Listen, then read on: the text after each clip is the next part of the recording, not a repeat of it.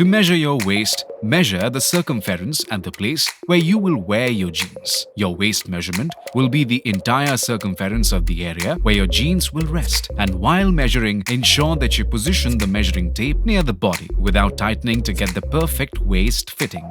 Ensure that you wear the denim at the exact waistline you will usually wear it from.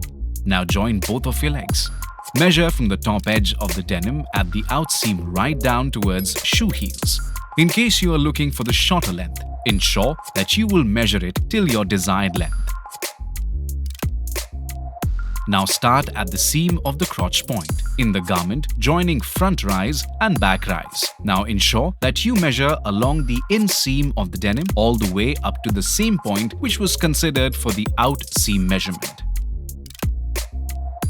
Measure around the fullest part of your hips by positioning the tape around the hip.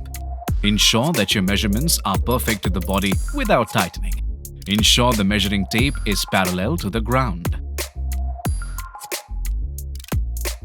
Open your legs slightly wide and then measure from the edge of the denim waistband till the crotch and inseam join.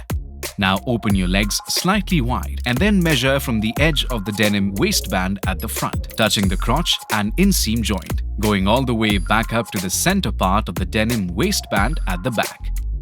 Do subtract from the front rise measurement from this to get the back rise.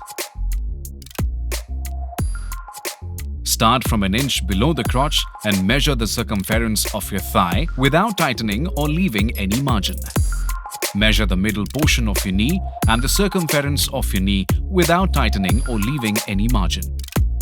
For the bottom opening of your denim, ensure that you share the final measurement of the desired bottom opening that you want for your custom denim.